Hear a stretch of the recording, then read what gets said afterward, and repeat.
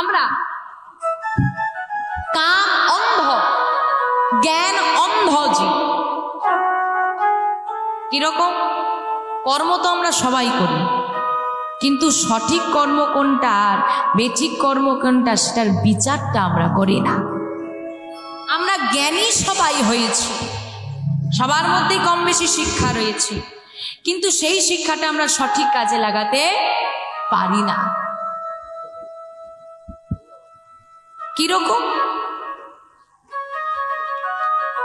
কুরুক্ষেত্রে যুদ্ধ হয়েছে, মহাভারতে আমরা সবাই তার কথা কম বেশি সবাই জানি। যুদ্ধের পর অর্জুন ঠাকুর তার সখাকে বলছে, তার সারথীকে, অর্জুনের সারথী কে ছিল? কৃষ্ণ, স্বয়ং ভগবান, স্বয়ং ভগবান অর্জুনের সারথী। সেই সখাকে ডেকে বলছে অর্জুন ঠাকুর বলছে যে আমার তো অনেক পাপ হল, তা পাপের তো খণ্ডন করা উচিত। তা আমার মনে স্বাদ জেগেছে একটু গঙ্গা স্নান করে আসি, গঙ্গা স্নান করলে পাপ ধুয়ে যায়, তাই তো? এই যে আসছে দিন গঙ্গা স্নানের, কোন দিন? পৌষ সংক্রান্তি, হ্যাঁ আসছে, সব গঙ্গা স্নানে যাবে। ভগবান মনে মনে হাসছে আর বলছে, অর্জুন তুমি এত জ্ঞানী হয়ে কাম অন্ধ হলে, জ্ঞান অন্ধ হলে, তাহলে তোমাকে একটু শিক্ষা দেওয়া উচিত না। মনে মনে ভগবান বলছে তোমাকে তাহলে একটু শিক্ষা দিতে হবে। তা ভগবান অর্জুনের মধ্যে দিয়ে জগৎজীবকে শিক্ষা দিচ্ছে। কি শিক্ষা দেখুন। তা সারথী যদি বলা যায়, যদি আমরা চলতি কথায় সারথীকে কি বলি? ড্রাইভার। ভাবো ভগবান অর্জুনের ড্রাইভার। ড্রাইভারকে যদি বলে চল, ড্রাইভার কি করবে? যেতে হবে, চলো। অর্জুন রথের উপর উঠে বসেছে, ভগবান রথ চালনা করে নিয়ে এসেছে, আর নিয়ে এসে গঙ্গার ঘাটের বহু দূরে রথটাকে থামিয়ে দিয়েছে। আরে এখানে দাঁড়িয়ে পড়লে যে? ভগবান বলছে দেখো ভাটার টান পড়েছে। কোথায়? হ্যাঁ, ভাটার টান কোথায় পড়ে? আমাদেরও জীবনে ভাটার টান এসে গেছে, চিন্তা নেই তো বাবা। তো ভাটার টানটা পড়েছে, এটা ভগবান দুটো কথা বোঝাচ্ছে। এক তো নদীর ভাটার টান পড়েছে, দ্বিতীয় অর্জুনের মনের মধ্যে মায়ার ভাটার টান পড়েছে, তবে না সে গঙ্গা স্নানে এসেছে। বলছে অর্জুন ভাটার টান পড়ে গেছে। হ্যাঁ, ভাটার টান পড়লে কি জলটা নেমে যায়, কাদা হয়ে যাবে। এর মধ্যে আমি যাব কেন? গঙ্গা স্নান তো তুমি করবে, তুমি চলে যাবে, তুমি গিয়ে স্নান করে এসো, আমি এখানে দাঁড়িয়ে আছি, আমি এখানে অপেক্ষা করছি। তো রথের মধ্যে ভগবান অপেক্ষা করছে, অর্জুন ওই কাদা পেরিয়ে হাঁটতে হাঁটতে গঙ্গার ঘাটে এসে উপস্থিত হয়েছে। স্নান করতে নামবে, এমন সময় ভগবানের লীলা দেখুন, একটা পচা মোড়া ভাসতে ভাসতে যাচ্ছে ওই ঘাটে। কপালটা দেখেছি, এলাম গঙ্গা স্নানে, এত কাদা পেরিয়ে এলাম, তারপরে মোড়াটাকে এই ঘাট দিয়ে ভেসে যেতে হচ্ছে। তাই কাদা পায়ে ফিরবো, আবার আসবো, অন্য ঘাটে কি তো নামতে হবে। আচ্ছা কাজ করি, এখানে একটু দাঁড়িয়ে যাই, মোড়াটা ভেসে চলে গেলে, জলটা পরিষ্কার হয়ে গেলে নেমে যাবে। এই বলে অর্জুন ঠাকুর অপেক্ষা করছে, মোড়াটা ভেসে ভেসে যাচ্ছে। আর বাবা ভগবানের লীলা দেখুন, দুটো শ্রীগাল ছুটতে ছুটতে এসেছে, একটা ছোট শ্রীগাল একটা বড় শ্রীগাল। ছুটতে ছুটতে এসে ওই মোড়াটাকে দাঁত দিয়ে ধরে টানতে টানতে টানতে টানতে ওই ঘাটে তুলে দিয়েছে। তা বিরক্তটা কিরকম হবে? ভীষণ রেগে গেছে, আরে এখানে এসে মোড়াটাকে তুলতে হলো, গঙ্গা স্নান নয় আমার কপালে লেখাটাই নেই, এক চলে যায়। অর্জুন ঠাকুর চলে যাচ্ছে, অন্য ঘাটে যেতে হবে, এই ঘাটে তার স্নান হবে না। আর যেই না অর্জুন ঠাকুর কিছুটা এগিয়ে গেছে, দুটো শ্রীগাল আছে, একটা ছোট শ্রীগাল একটা বড় শ্রীগাল। আর ছোট শ্রীগালটা কি করেছে, তাড়াতাড়ি করে ওই মোড়াটাকে খেতে যাচ্ছে। যেই না মোড়াটাকে খেতে গিয়েছে, বড় শ্রীগালটা বলছে থাম, দাঁড়া দাঁড়া দাঁড়া দাঁড়া দাঁড়া। আর যেই না বলেছে থাম দাঁড়া, অর্জুন দাঁড়িয়ে পড়েছে। কথাটা বলেছে ছোট শ্রীগালকে, কিন্তু অর্জুনের কানে পৌঁছে গেছে, অর্জুন তো চলে যাচ্ছে, দাঁড়াতে বলল, দাঁড়িয়ে পড়েছে। দাঁড়িয়ে পড়ে অর্জুন ঠাকুর চিন্তা করছে, এই যে দাঁড়াতে বলল, আচ্ছা এসে যখন পড়েছি, দেরি যখন হয়েই গেছে, ও কি কথাটা বলতে চায় একটু শুনেই যাই। তাই তিনি, ঘটনাটা ঘটছে পেছন দিকে, তিনি কিন্তু ঘুরে দাঁড়াচ্ছেন, তাদের দিকে সরাসরি দেখছেন না। যতই হোক রাজা তো একটু অহংকার তো হবেই, তাই পেছন ঘুরে দাঁড়িয়ে আছেন, আর পেছন ঘুরে দাঁড়িয়ে এই কি বলছে শুধু সেটা শ্রবণ করছে।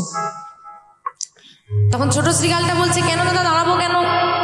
দেখো অনেকক্ষণ ধরে কিন্তু খুব খিদে পেয়েছি, হ্যাঁ খাবার বহুক্ষণ ধরে খিদেটা সহ্য করে রেখেছি, আর মুখের সামনে এত সুন্দর খাবার পেয়েছি, খাবো না?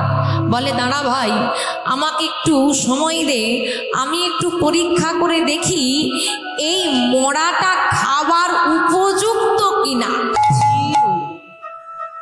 সামান্য শ্রীগাল বলছে, খাওয়ার মুখের সামনে পেয়েও ক্ষুধার জ্বালা, বলছে দাঁড়া আগে পরীক্ষা করি মোড়াটা খাওয়ার উপযুক্ত কিনা। আমরা মানুষ, জীবকুলের শ্রেষ্ঠ জীব, আমরা কিন্তু বিচার করি না কোনটা খাওয়ার উপযুক্ত আর কোনটা উপযুক্ত নয়। যেটা পাই সেটাই খেয়ে সর্বভোগ প্রাণী হয়ে গেছি, আমরা বিচার করি না। এই শ্রীগালটা বিচার করছে, দাঁড়া আমি পরীক্ষা করে দেখব।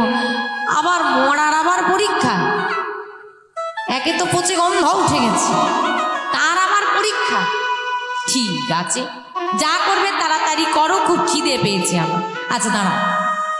তো বড় শ্রীগালটা কি করেছে, গিয়ে ওই মরাটার বদনটা মানে মুখের একটু গন্ধ নিয়েছে, তারপর বুকের গন্ধটা নিয়েছে, তারপর চরণের গন্ধটা নিয়েছে, আর নিয়ে বলছে ভাই ভাগ্যটা খুব খারাপ, এই মোড়াটা খাওয়া যাবে না।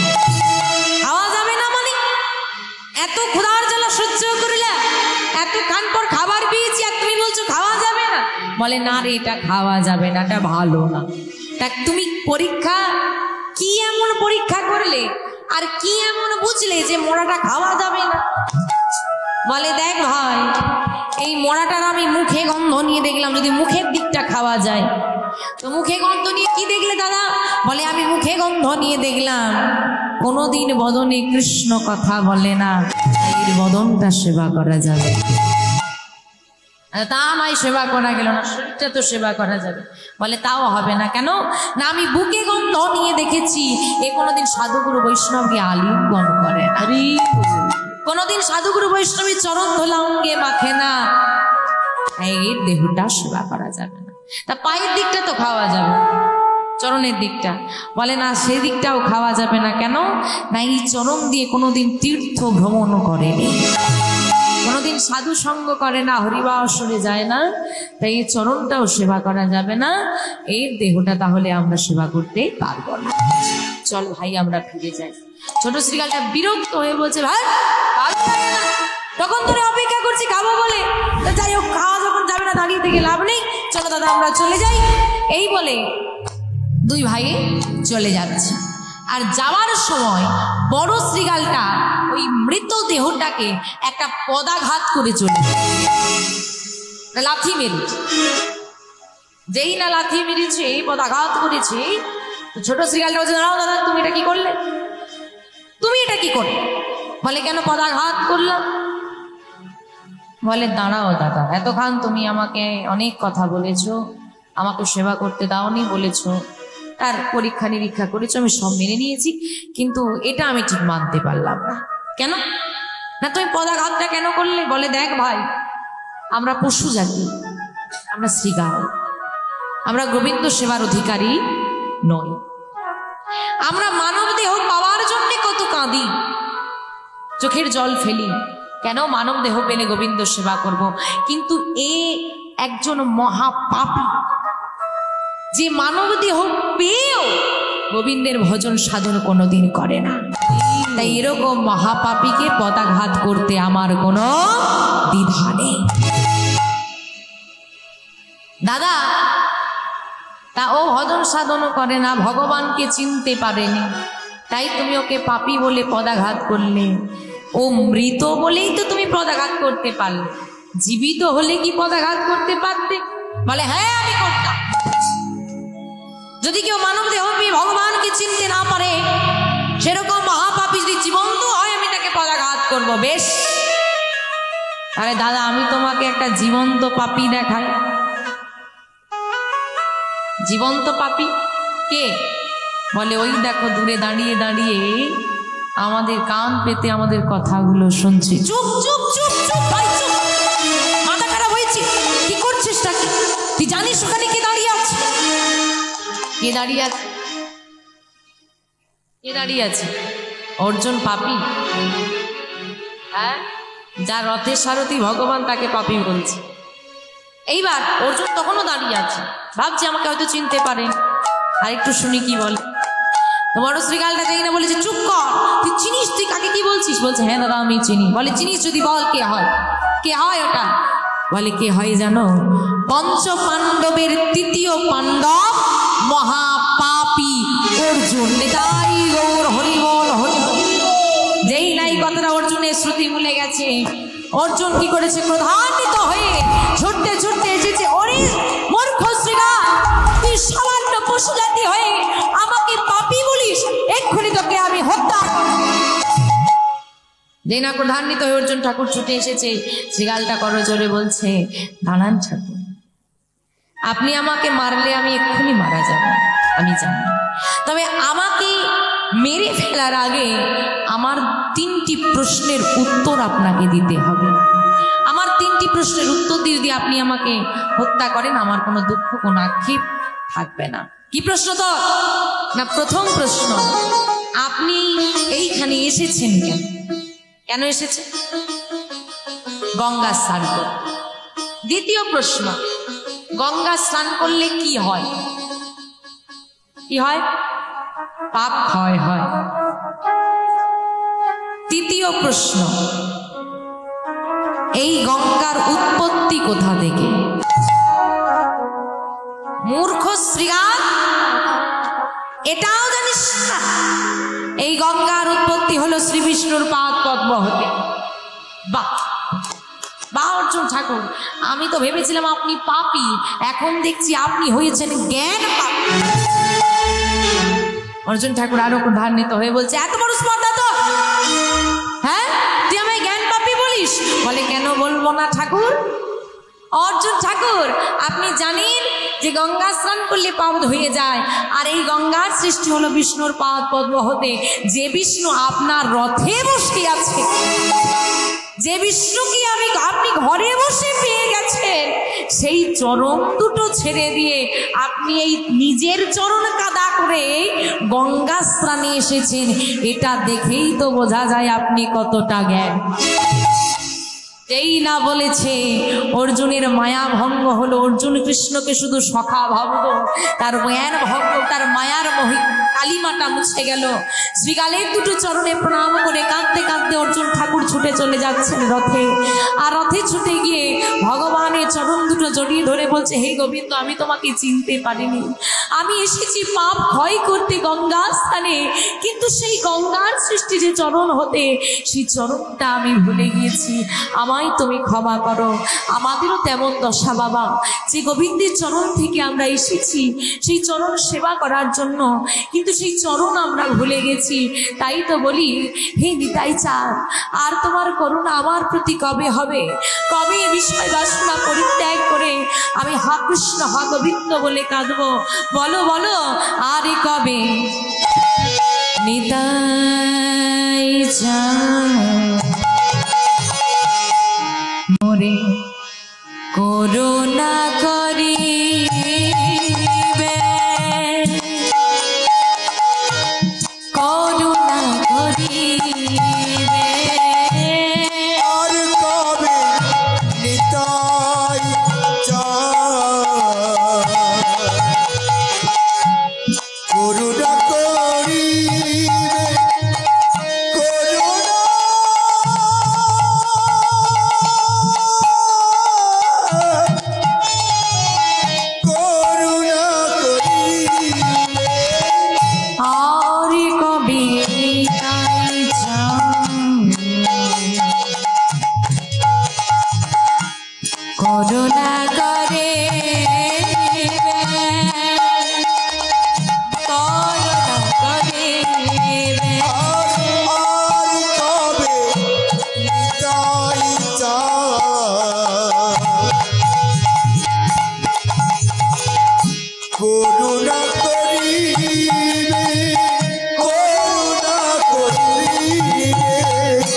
সংসার বাসনা কবে তো যাবে, সংসার বাসনা কবে তো সংসার বাসনা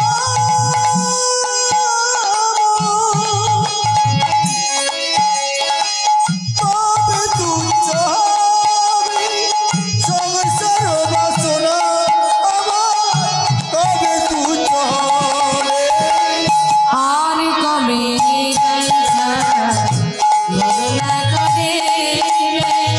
করুণা করে করুণা করি নিতাই গৌর সদা প্রেমানন্দে হরি বল।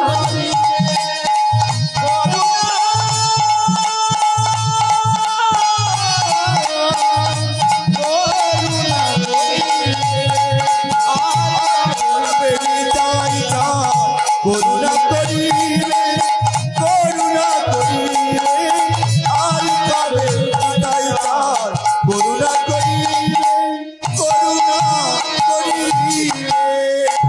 তাই বাবা, আমরা যখন জ্ঞান অন্ধ কাম অন্ধ জীব হলাম, এই কলিযুগে আমাদের কলিহত জীবকে উদ্ধার করবার জন্য শ্রীমান মহাপ্রভু জগৎবাসীকে রক্ষা করার জন্য নেমে এলেন এই ধরাধামে। আজকে মহাজন বললেন, প্রণামহাকালী যোগ সর্বযুগ সাধ, হরিনাম সংকীর্তন জগতে প্রচার। যে কলিযুগের কথা আজকে মহাজন বললেন, আমরা হলাম সেই কলিযুগেরই জীব, আমরা কলি হত জীব। তো এই কলি হত জীব হয়ে মা আমাদের যুগ কটা? চারটে, সত্য ত্রেতা দাপর কলি। খারাপ কোনটা?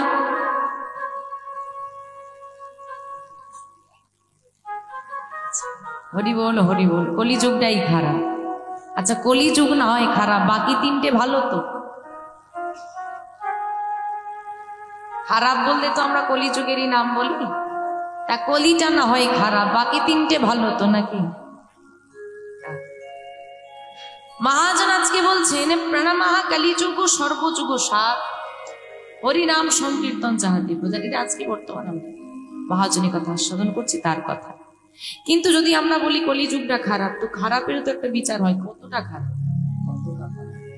পরিমাণটা কত। তো সেই পরিপ্রেক্ষিতে পদকর্তা তুলসীদাস লিখছেন, কলিযুগটা কেমন হবে, কথাটা কিরকম, কলিযুগটা কেমন হবে। কারণ যে বর্তমান পরিস্থিতিটা দিয়ে আমরা অতিবাহিত করে চলেছি, এই বর্তমান পরিস্থিতি কিন্তু আজ থেকে 50 বছর আগেও দাদুরা ধারণা করতে পারে যে এরকম একটা ভয়ানক পরিস্থিতি আসবে। তো সেই জায়গায় দাঁড়িয়ে আজকে মহাজন শত সহস্র বছর পূর্বে রচনা করছেন এবং তিনি বলছেন কলিযুগটা কেমন হবে, আসতে চলেছে কিরকম সময়টা আসার আগে বর্ণনা হচ্ছে। যেমন শ্রীরামচন্দ্র আসার আগে রামায়ণ রচনা হয়েছে, কলিযুগে এই পরিস্থিতি আসার আগে মহাজন পদকর্তা তুলসীদাস তিনি বর্ণনা করছেন কলিযুগটা কেমন হবে। তাই হয় নয়, হবে শব্দটা আমি ব্যবহার করি। কিরকম?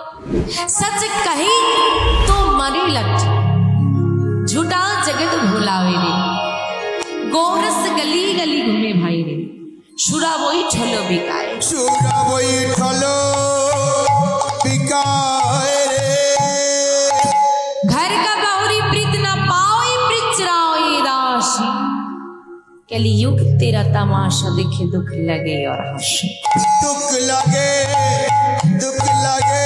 और हंसे। सच कही तो मारे लाठा, সত্যি কথা যদি বলেছো তো লাঠির মার খাবে। তাহলে তো মার খেতে কে চায়? কেউ চায় না।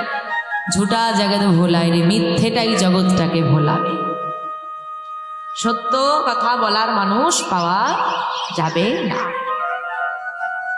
যে এই যে পাড়া প্রতিবেশীর মধ্যে দেখবেন যে মা মুখের উপর সত্যি কথা বলে দেয়, তার সঙ্গে কারো মিলমিশ হয়? আর ওর হবে না। যে একটু মিথ্যেটা গুছিয়ে বলতে পারবে সে সবার কাছে ভালো মানুষ। হ্যাঁ, তাই বলছি সত্যি কথা বললে শাস্তি ভোগ করতে হবে, এবং মিথ্যে যে বলবে, যে সত্যের সঙ্গে থাকবে তার কষ্ট হবে, দুঃখ হবে, যন্ত্রণা হবে, অপবাদ হবে। আর যে মিথ্যের সঙ্গে যাবে সে সবার কাছে ভালো মানুষ হবে। গোরস গলি গলি ঘুমে ভাই রে। গোরস মানে, গোরস মানে, গো মানে কি? গাভী। রস মানে দুগ্ধ। গাভীর দুগ্ধ গোয়ালাদা গলিতে গলিতে নিয়ে বিক্রয় করবে, চিৎকার করবে, কে দুগ্ধ নেবে, কে দুগ্ধ নেবে? মানুষ নেবে না। সুরা বৈঠল বিকায়। যে মদ বিক্রি করবে তাকে গলিতে গলিতে আসতে হবে না, চিৎকার করতে হবে না, কে মদ নেবে? গিয়ে জঙ্গলেও গিয়ে বসে পড়ে, ওইখানে মানুষ ভিড় হয়ে যাবে, ওখানে চলে যাবে। গোয়ালা দুগ্ধ বিক্রয় করবে তাকে প্রচার করতে হবে, আর যে মদ বিক্রি করবে জঙ্গলে গিয়ে বসবে, লুকিয়ে বসতে হবে, কিন্তু তাকে আর প্রচার করতে হবে না, ওখানে গিয়ে মানুষ ভিড় জমিয়ে ফেলবে। আর বলছেন কি, ঘর কা বাউরি প্রীত না পাবে, ঘরের অগ্নি সাক্ষী করা বিবাহিত স্ত্রী ভালোবাসা পাবে না। ভালোবাসা পাবে কারা? বাজারে দাসী। তাই কলিযুগের দশা দেখে মহাজন আসছে। তাই এই সব শোনার পর কি মনে হয়, কলিযুগ ভালো না খারাপ? বলে শুধু খারাপ বলছিলাম এতক্ষণ, এবার তো বলবে খুব খারাপ।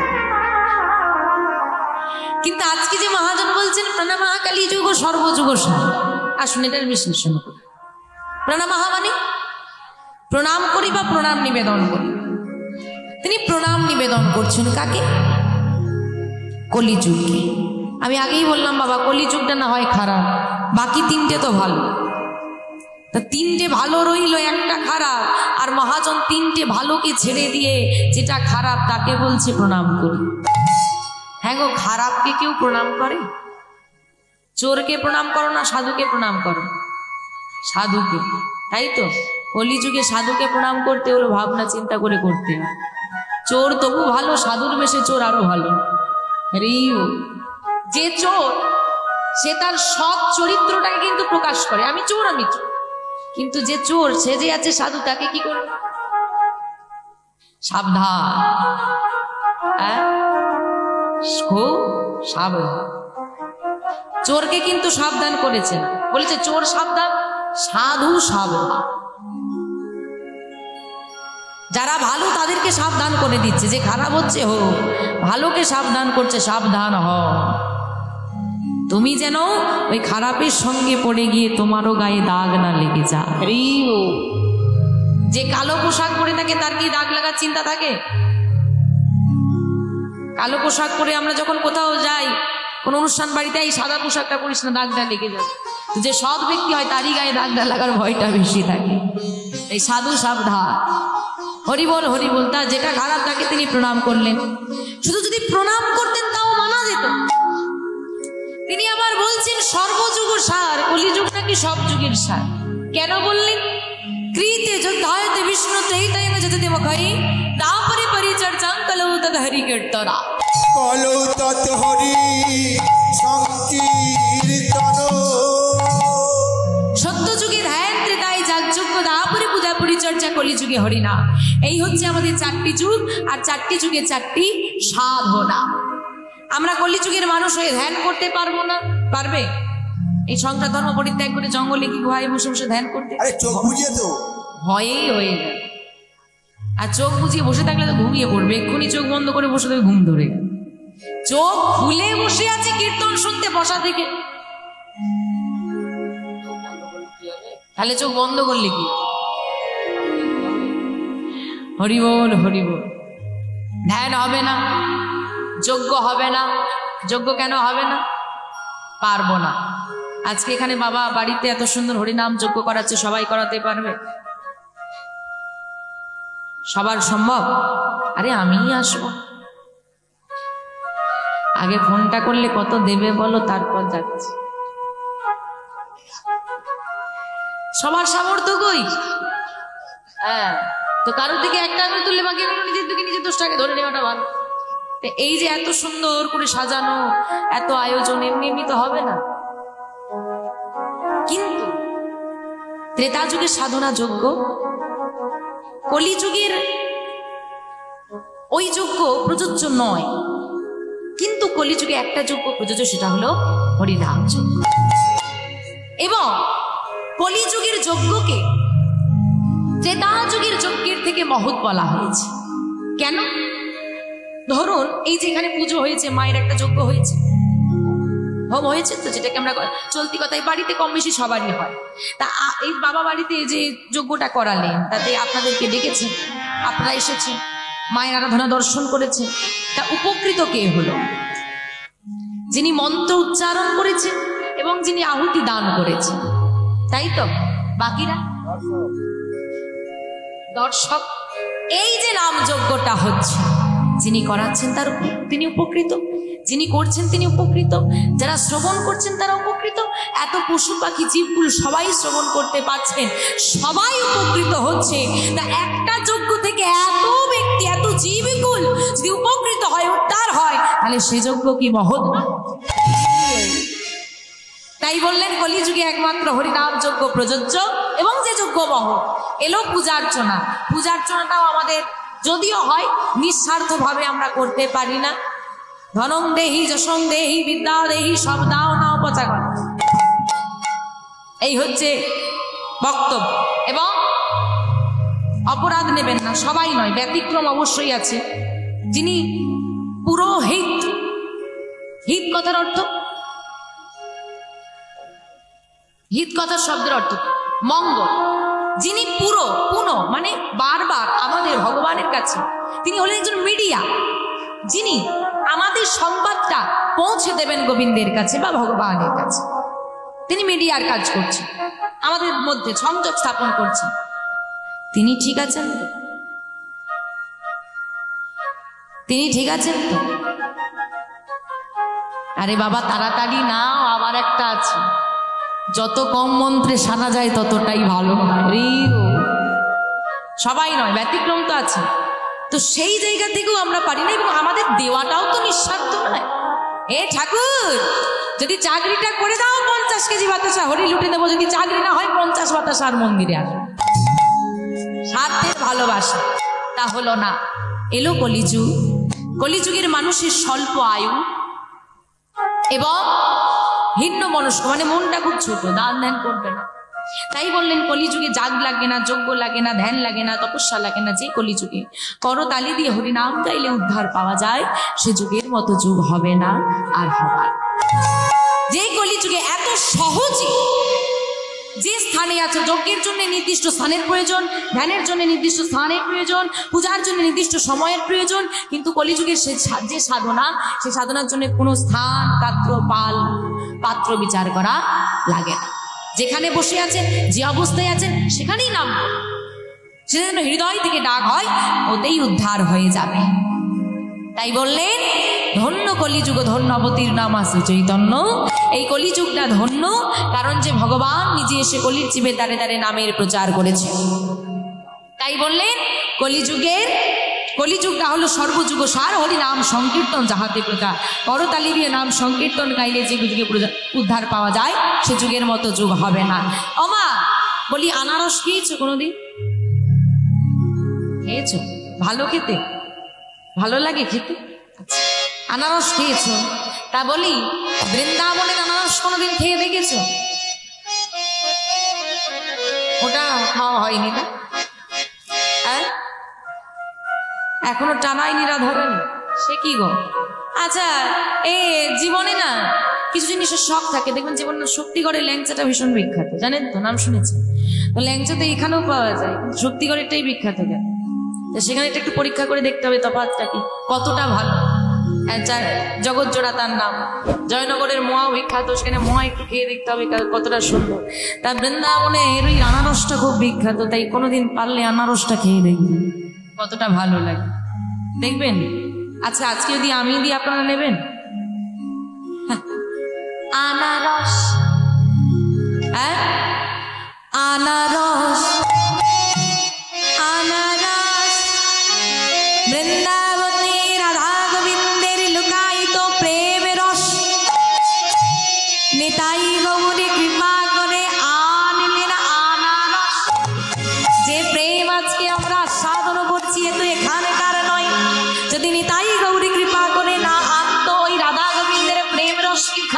বসে পেতাম, এখানে বসে কি করে পাবো? তাই নিতাই চাঁদ কি করেছে, লুকায়িত প্রেম রসটাকে নিয়ে এলেন। আনারস, বৃন্দাবন থেকে আনারস, আর রসটা এনে কি বলছে জানো, নিয়ে তো চলে এলো, নিয়ে এসে বলছে ধরল ধরল, কি গো লও মানে কি, নাও, ধরো লও মানে দিচ্ছি। তা আপনাকে আমি কিছু দান করছি, তা আপনি কি করে ধরবেন? কি করে ধরি আমরা? হাত দুটো বাড়িয়ে ধরতে হবে, তো নাহলে মাটিতে পড়ে যাবে। তা গোবিন্দের প্রেমরসটা দিচ্ছে, আপনারা কি চান মাটিতে পড়ে যাক? চান না তো? তাহলে হাত দুটো একটু বাড়াতেই হবে তো উপর দিকে, দেখি তোলো। ধরল রে কিশোরী প্রেমে নিতাই ডাকে,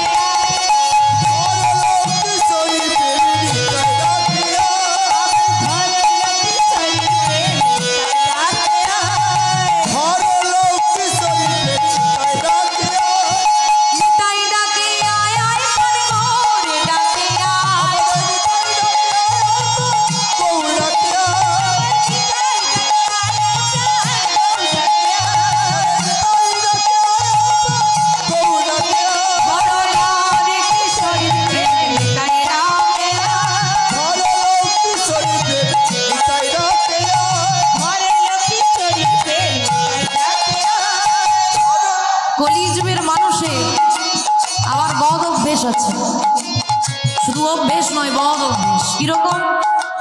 বলে দিদি কম দামে শাড়িটা পেয়ে গেছো, কোন দোকান থেকে নিয়েছো? জিজ্ঞেস করে না, কমে হয়ে গেছে, আরে আমারটা তো বেশি নিয়ে, আরে ওই দোকানে কম দামে পাওয়া যায়, মানে কম দেবো আর বেশি নেব, এই হচ্ছে মানসিকতা। যেখানে বেশি দেবে সেখানে তো আমরা যাই। তো নিতাই চাঁদ বলছে ভেবো না আমি কম দেবো, ভেবো না আমি প্রেম এনেছি বলে কম কম দেব। কতটা এনেছি? প্রেম তো নিয়ে এলো বৃন্দাবন থেকে, কতটা আনলো? বলে এতটা এনেছে, কি হয়েছে জানো, শান্তিপুর ডুবু ডুবু নদে ভেসে যায়, শান্তিপুর ডুবু ডুবু নদী ভেসে যায়, শান্তিপুর ডুবু ডুবু নদে ভেসে যায়, শান্তিপুর ডুবু ডুবু নদী ভেসে যায়। এতটা অবধি ঠিক আছে, সবাইকে ডুবিয়ে দিয়েছি, এতটা অবধি ঠিক আছে। কিন্তু এখানেই আবার নিতাই চাঁদ থেমে রইলেন না, আরো আনছে, আরো আনছে। এইবার বেশি হয়ে গেলে কি হবে? হ্যাঁ, নদীতে যদি বেশি জল ঢুকে যায় কি হয়? আবার কুল ভাঙিয়া ঢেউ আসিয়া লাগলো গোড়ার গায়ে, কুল ভাঙিয়া লাগলো গোড়ার গায়ে, কুল ভাঙিয়া ঢেউ আসিয়া লাগলো গোড়ার গায়ে, কুল ভাঙিয়া লাগলো গোড়ার গায়ে। এতটা এনেছি, এবার ধরবে তো?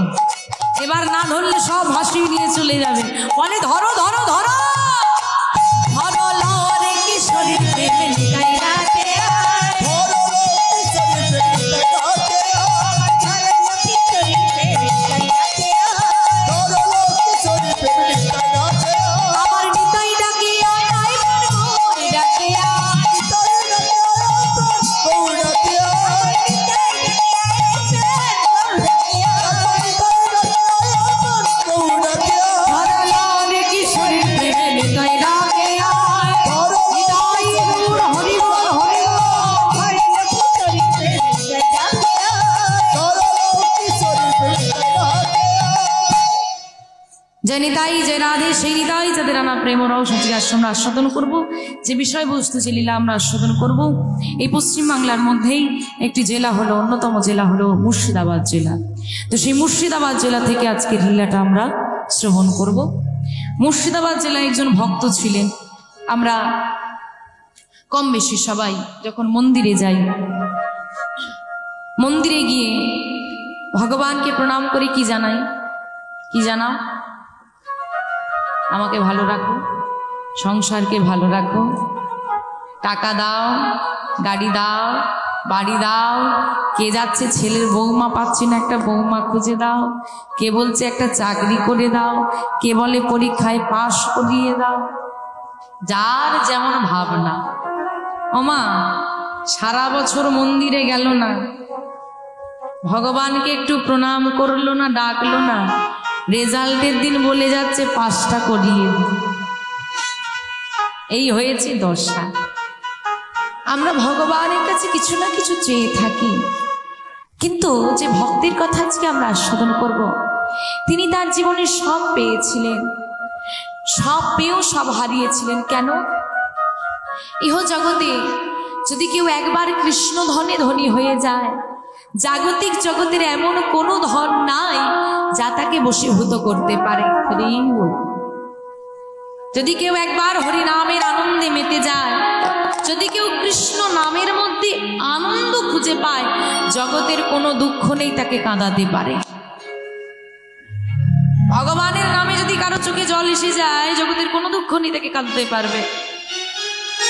তো সেই আমরা জাগতিক জগতে ধন নিয়ে ব্যস্ত, কিন্তু যে ভক্তির কথা আজকে আস্বাদন করব, তিনি কৃষ্ণ নামের ভিখারি হয়ে আমার গোবিন্দকে লাভ করেছিলেন। আসুন সেই ভক্তির কথা আমরা আস্বাদন করব। আজকে আমাদের আস্বাদনের বিষয়বস্তু হবে লালাবাবু জগৎশ্রী। তো সেই ভক্তির কথা আমরা আস্বাদন করব মহাজন কথার মধ্যে দিয়ে। কিবা কলি হর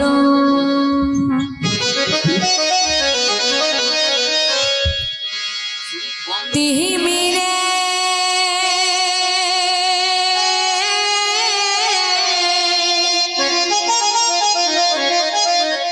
আমার গোরা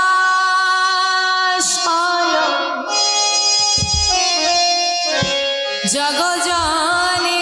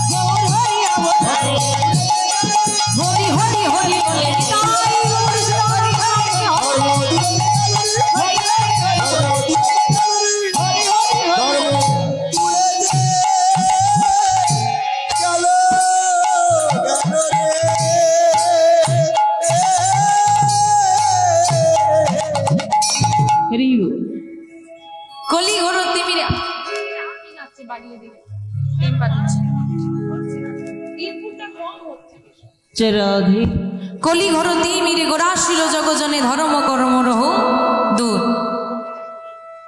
কলি ঘর